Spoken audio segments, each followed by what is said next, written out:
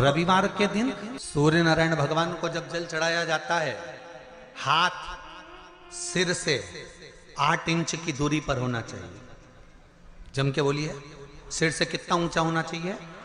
8 inch ऊपर अपना हाथ होना चाहिए मस्तक से सूर्य को जल चढ़ाते समय।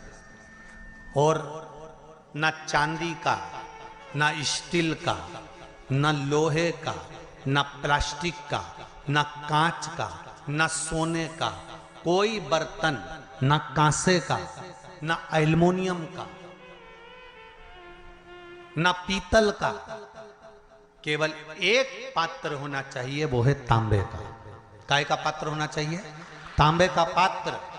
और सूर्य नारायण भगवान को जब 8 इंच ऊपर तुम्हारा हस्त है और जब हम सूर्य को जल चढ़ा रहे हैं, कैसे जल चढ़ाना है वो भी समझ लीजिए।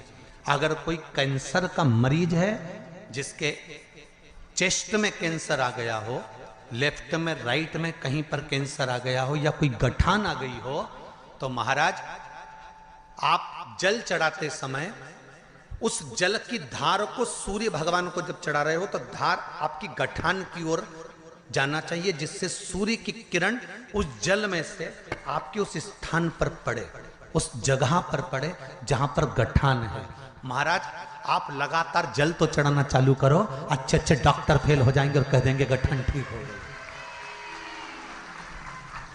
आपका लीवर और किडनी गड़बड़ कर रहा है, आप प्रतिदिन आपका स्वास्थ्य गड़बड़ रहता है, आप प्रतिदिन ये ज्योतिष शास्त्र के अंतर्गत, रत्न शास्त्र के अंतर्गत, ये रत्न शास्त्र, ज्योतिष शास्त्र, रंग शास्त्र जो हमारे यहाँ है, रंगों के हिसाब से ये जितने रत्न होते हैं, माणिक हुआ, सोन, मोती हुआ, नीलम हुआ, मूंगा हुआ, पुखराज हुआ, ये क्यों कहते हैं ये पीला है, ये सफेद है, ये नीला है, ये लाल है, इसको शरीर में क्यों पहनाते हैं? उसका कारण होता है कि जब शरीर में पहनते हैं, सूर्य की किरण उसमें पड़ती है, हमारे शरीर पर वो कलर का इफेक्ट पड़ता है, उस कलर को शरीर पर लगता है, और शरीर पर लगता है तो हमारा शरीर धीरे धीरे, हमारी जो इंद्रियां हैं वो सही होने लगती हैं, काम सही होने लगता है। तो आप कहते हो ना सब, मैं कौन सा नक पहनूं, मैं कौन सा मोती पहनूं, मैं कौन सा पुखराज पहनूं, मैं कौन सा नीलम पहनूं, वो ज्योतिष शास्त्र के अंतर्गत, रत्न शास्त्र के अंतर्गत जितने रत्न हम पहनते हैं, ये केवल उस किरण के लिए ही तो पहनते हैं कि जो सूर्य की किरण मिले, उस किरण का प्रभाव हमारे शरीर पर पड़े। तो इन सबसे अच्छा है कि सुबह शंकर भगवान का नाम लो, तांबा का लोटा में जल भरो, 8 इंच ऊपर सिर से हाथ होना चाहिए, और सूर्य नारायण भगवान का दर्शन साधारण नहीं, जो जल तुम चढ़ा रहे हो, वो जल की जो धार आ रही है उसमें सूर्य का दर्शन होना चाहिए, तो कैंसर की बीमारी कभी नहीं हो सकती। लीवर, किडनी, हार्ट, आपके हार्ट में अगर तकलीफ है, डॉक्टर ने कह दिया कि इसमें नस चोक है, आपको कहीं ना कहीं छल्ला डलेगा, आपको कह दिया इसमें कुछ ना कुछ प्रॉब्लम आ रही है, आप सूर्य को अर्घ देना चालू कर दो, सूर्य को जल चढ़ाना चालू कर दीजिए। आप सूर्य को जल चढ़ाओ, वो जल की जो तरंग आ रही है, वो जल जो निकल कर जा रहा है, उसकी जो किरण आपके हृदय पर, आपकी छाती पर पड़ रही है, नाड़ियों में पड़ रही है, नसों में पड़ रही है, उसका बल देखो तो सही। 1 महीना लगातार चढ़ाओ, तो 15 दिन 20 दिन कर तो देखो। क्यों राम जी महाराज जल चढ़ाते थे? क्यों भगवान कृष्ण जल चढ़ाते थे सूर्य को? क्यों दशरथ जी महाराज जल चढ़ाते थे? क्यों कश्यप ऋषि जल चढ़ाते थे सूर्य को? सारे 33 कोटि देवता, सारे ऋषिवर, साधु, संत, सन्यासी, तपस्वी, साधक, उपासक, सब भगवान सूर्य को अर्घ दिया करते थे। क्यों देते थे? किस लिए?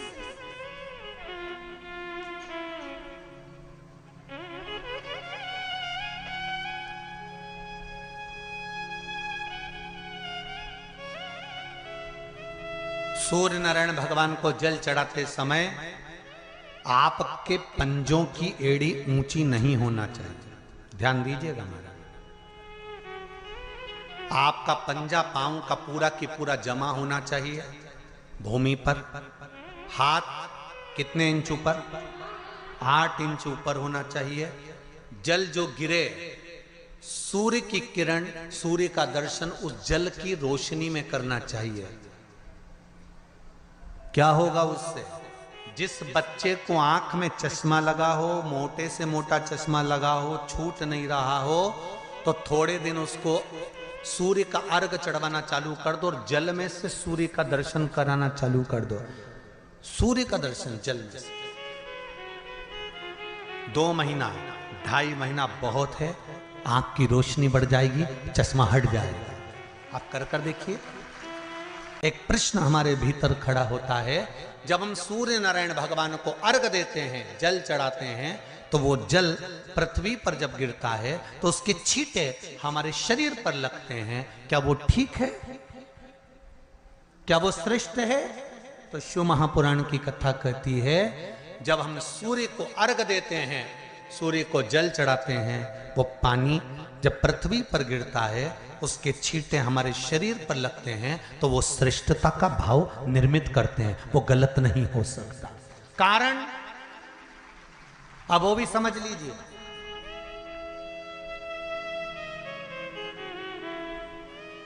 अब सूर्य नारायण भगवान को आप जल चढ़ा रहे हो तो छींटे नहीं लगे, उसके लिए क्या स्टूल पे चढ़ के चढ़ाओगे कि कुर्सी पे चढ़ के चढ़ाओगे? अरे बोलो तो सही। अब कई लोगों के दिमाग में यह बात भरा गई कि हम भगवान को जल चढ़ाते हैं, वो हमारे शरीर में छींटे लगते हैं, जमीन पे से पानी गिरता है, वो हमारे शरीर को छींटे लगते हैं, भगवान को अच्छा नहीं लगता होगा। कौन ने कहा? पहले तो उसको पकड़ के ला।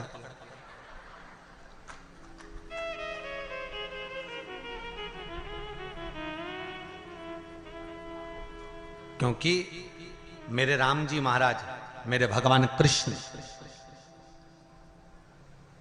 बड़े बड़े संत, साधु, सन्यासी, तपस्वी, साधक, उपासक जितने भी हुए, जिन्होंने सूर्य की आराधना करी, इन्होंने टेबल पे चढ़कर या कुर्सी पे चढ़कर जल नहीं चढ़ाया, इन्होंने पृथ्वी पर खड़े होकर ही, क्योंकि पृथ्वी तत्व के देव हैं शिव।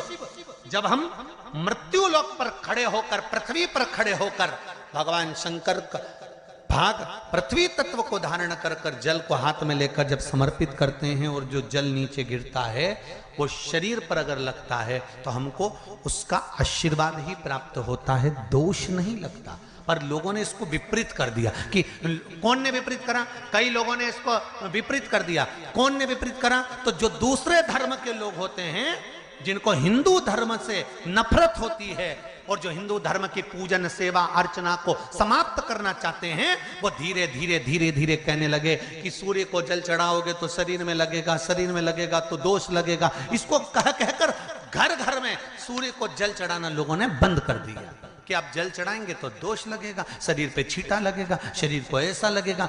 ये दोष नहीं है। किसी भी देवता के मंदिर में रोज जाकर जल नहीं चढ़ाया जाता, पर इस शिव पंचायत के 2 देव ऐसे हैं जिनको रोज जल चढ़ाया जाता है। एक सूर्य नारायण और दूसरे मेरे देवाधिदेव महादेव, दोनों पर जल रोज चढ़ता है प्रतिदिन।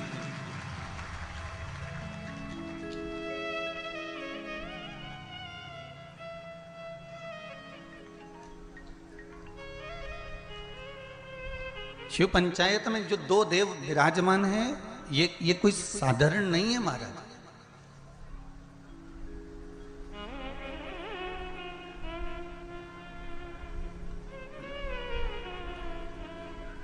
इन दोनों देवताओं पर जल जो चढ़ाने का क्रम है,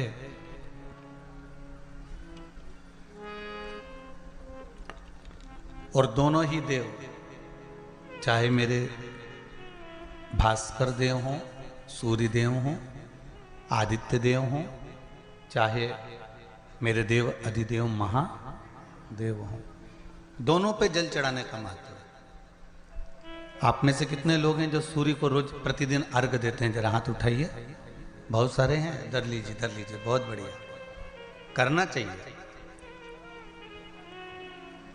ये जो आज के समय में दुनिया के लोगों को जो ये बीमारियां हो रही हैं ना, कि हृदय गति रुक जाती है, कहीं अटैक आ जाता है, कहीं हार्ट काम करना बंद कर देता है, कहीं लीवर किडनी में सूजन आने लगती है, कहीं लीवर काम करना बंद कर देता है, कहीं किडनी काम करना बंद कर देती है। कहीं डायलिसिस चालू हो जाता है, कहीं बाईपास करवाना पड़ जाता है, कहीं नसें ब्लॉक होने लगती हैं, डॉक्टर ने कह दिया बाईपास कराओ।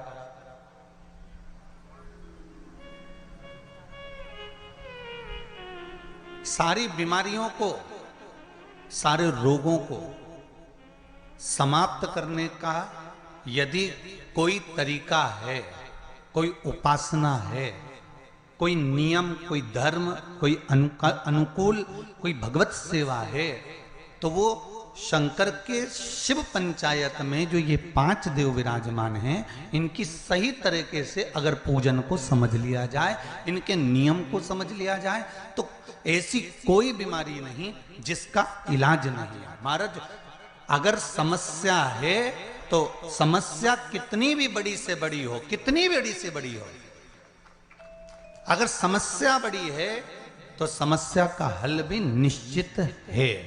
अगर कोई रोग आया है तो उसकी दवाई है।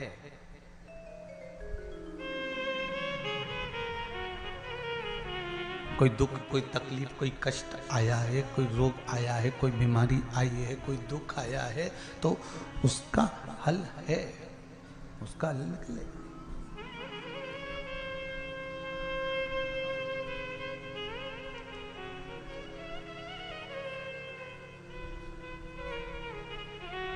शिव पंचायत को हमें समझना है।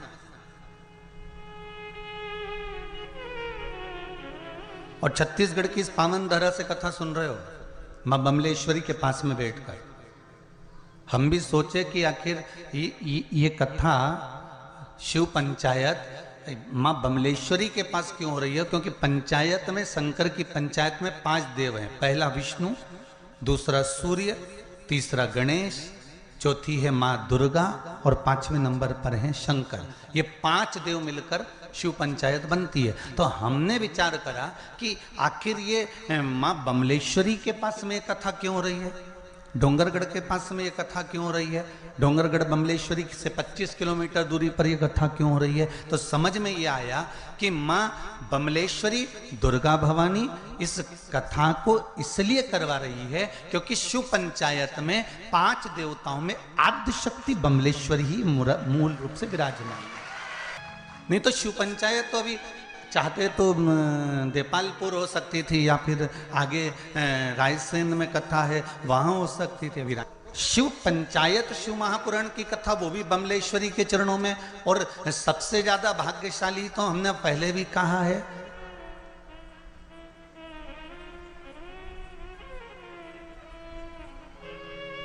और हम तो महाराज केवल इस पोथी और पुराण को लेकर आते हैं, और जितना है इसमें खजाना भरा हुआ आपको लुटाने का प्रयास करते हैं कि आप इसको लूट लो, आप अपने पास में इसको रख लो, फिर मौका मिले ना मिले इसको संजो लो, इसको रखिए।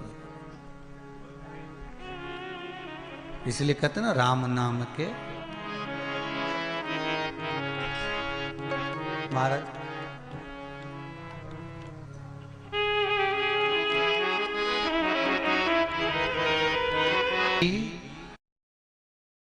शिवाय नमस्तुभ्यं, श्री शिवाय नमस्तुभ्यं। शिव आराधना में अगर हमारा चित्त लगा हुआ, ये जितनी जितनी बीमारियां हैं, फिर निवेदन करूंगा छत्तीसगढ़ की इस पावन धरा से, चाहे हार्ट से जुड़ी हो, चाहे लीवर से जुड़ी हो, चाहे किडनी से जुड़ी हो, चाहे बड़े से बड़ी, यहां तक शरीर में अगर गांठ भी पड़ी हुई है, तो इन शिव पंचायत के एक एक देवता का पूजन का विधान समझ लीजिए बस।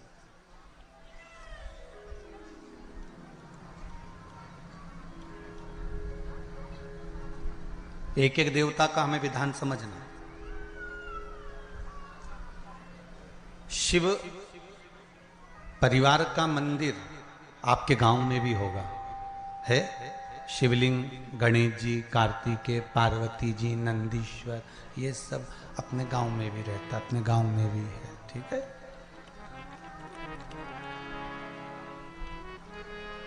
शिव पंचायत बोलते जाओ। 5 कौन कौन? भगवान विष्णु, गणेश जी, दुर्गा भवानी, सूर्य नारायण भगवान और भगवान शंकर। ये 5, ये शिव पंचायत के देव हैं।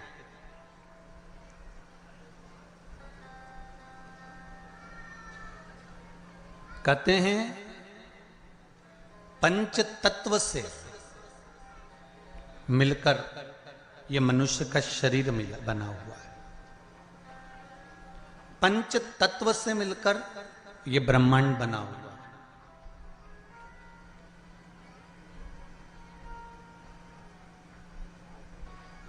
पंच तत्व से मिलकर ही शरीर है और पंच तत्व से मिलकर ही ब्रह्मांड। 5 देव, जब हमारा शरीर छूट जाता है, आत्मा चली जाती है, शरीर जब पड़ा रहता है, तब इसको अग्नि में दिया जाता है। अग्नि में देते हैं तो ये 5 भाग अलग अलग इसके चले जाते हैं। पंच तत्व का शरीर।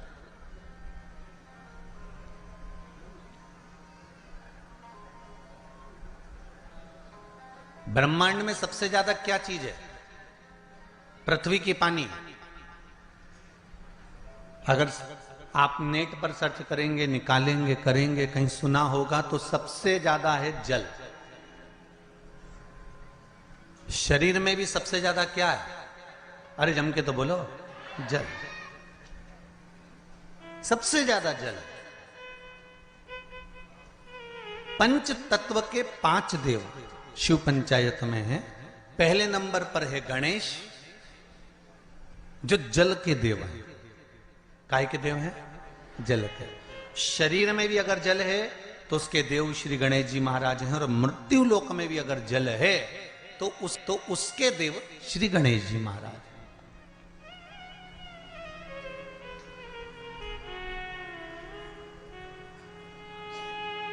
हमारे जीवन में शरीर में जल ज्यादा है, मृत्यु लोक में ब्रह्मांड में जल ज्यादा है। इसलिए सर्वप्रथम किसको बनाया गया? श्री गणेश जी महाराज को। क्यों? क्योंकि ये जल के देव हैं। जिसकी संख्या ज्यादा हो, शरीर में पंच तत्वों में जल की मात्रा ज्यादा है, इसलिए गणेश को प्रधान बनाया गया। हम शिव की आराधना केवल अकेले नहीं कर रहे हैं। फिर एक निवेदन करूंगा आप लोगों को। आप अगर शंकर जी के मंदिर में एक लोटा पानी चढ़ा रहे हो ना, तो ये विचार मत करना कि हमने केवल शंकर जी को चढ़ाया है। शंकर भगवान की जहां कटी होती है, अर्थात जो नीचे की पीठ होती है जिस पे शिवलिंग रखा होता है, वो पीठ है माँ दुर्गा भवानी, माँ आदिशक्ति, माँ जगदम्बा, माँ दुर्गा, माँ देवी। और शिवलिंग जो रखा हुआ है वो शंकर का स्वरूप है। ऊपर से जो जलाधारी में से जल गिर रहा है, एक एक बूंद, वो जया, विषहरा, शामरी वारी, दौतली, देव, शिव जी की 5 बेटियां। जो शिवलिंग के सामने एक मोटी सी बीच में लाइन होती है, वो शंकर जी की छोटी लड़की अशोक सुंदरी है। और जो दोनों साइड में भाग नजर आता है, ये गणेश जी और कार्तिकेय जी महाराज। गणेश और कार्तिकेय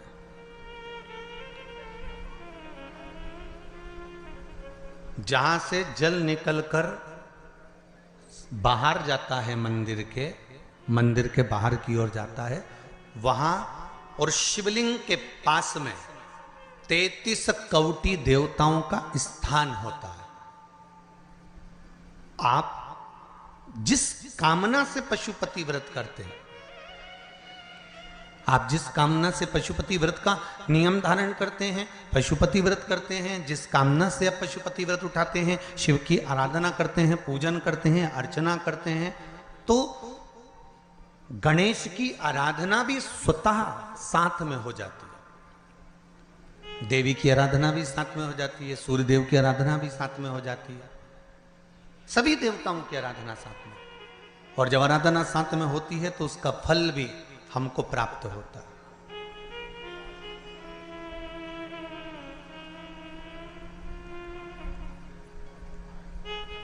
उसका फल भी हमको मिलता। जैसे शिव पंचायत का पूजन कर कर एक कलश में जल भरकर पुष्य नक्षत्र में, और वो भी गुरु पुष्य में, ब्रह्म मुहूर्त में कलश में जल भरकर 5 बेलपत्री शिव, गणेश, दुर्गा, सूर्य नारायण और विष्णु भगवान, इन 5 के नाम से जब हम कलश के अंदर डाल देते हैं, और डालने के बाद में गुरु पुष्य के ब्रह्म मुहूर्त में सुबह 4 बजे के करीब में हम जहां हमारा मन पड़े वहां पर अगर बोर लगवा देते हैं तो पानी तो निकलना ही होता है। ऐसा हो ही नहीं सकता कि जल ना निकले, जल निकलेगा ही।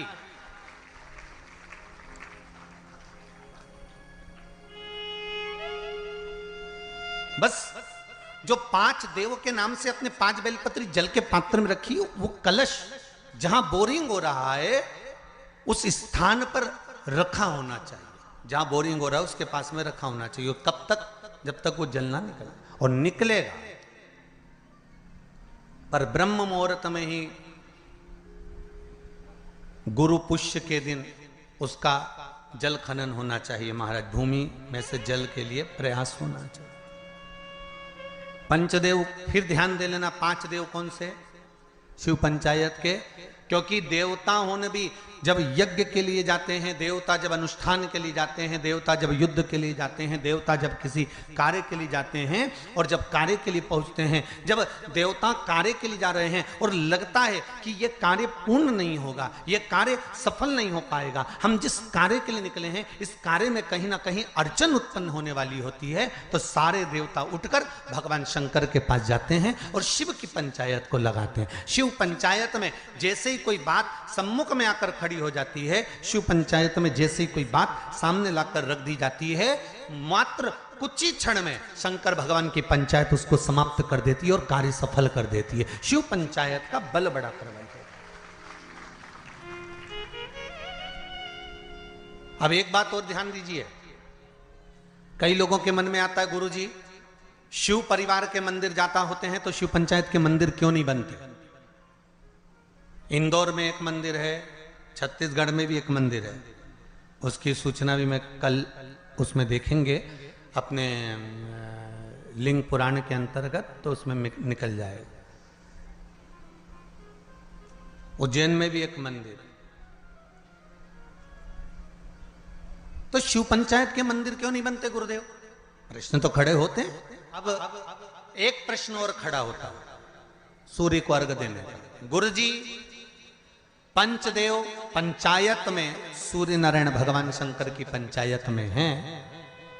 सूर्य नारायण को हम फ्लैट में रहते हैं, हम फ्लैट के अंदर रहते हैं, तो हम फ्लैट में रहते हैं, हमारे यहाँ अगर छज्जा नहीं है, हमारे यहाँ जगह नहीं है, तो हम सूर्य को अर्घ कैसे दें? तो महाराज खिड़की तो होगी, अगर घर में फ्लैट में पानी ढुलेगा और आप लोग नहीं समेट सकते तो एक बाल्टी रख लो, एक पात्र रख लो, पर सूर्य नारायण भगवान को अर्घ देकर रोशनी शरीर पर पड़ना चाहिए। जिंदगी में कभी कोई बड़ी बीमारी नहीं आ सकती। कितने लोग देते हैं सूर्य को अर्घ? जरा हाथ उठाओ। बहुत बढ़िया, बहुत जोरदार। पुरुष लोग भी देते हैं ना, चाहे बच्चे से बच्चा, बच्चों के हाथ में भी एक लोटा पानी पकड़ाओ। घर में छोटे बच्चे हो ना, उनको तांबे का लोटा दो, पानी दो, जा बाहर खड़े हो जा, एक लोटा पानी चढ़ा के। पहले दिन आप स्वयं बच्चे के साथ बाहर खड़ी हो, ओटले पर, घर के बाहर खड़ी हो, छत पे खड़ी हो या घर के बाहर खड़ी हो, और बच्चे से कह लो चढ़ाओ बेटा, देखो ऐसा हाथ 8 इंच ऊपर करिए, तांबे का लोटा लेकर पानी धीरे धीरे डोलना है।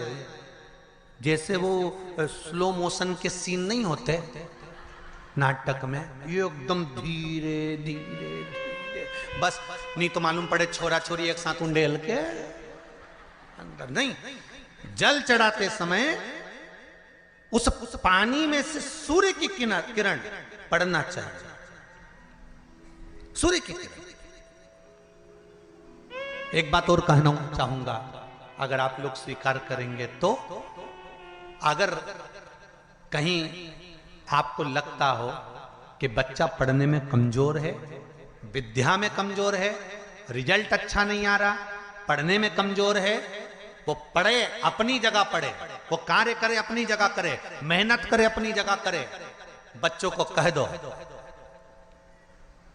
कि कुछ समय के लिए सूर्य को अर्घ देना चालू कर।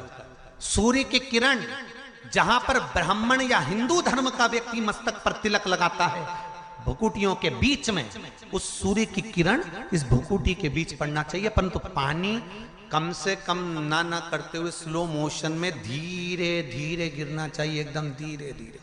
तो यहां एक रेखा सूर्य की किरण से पड़ती है।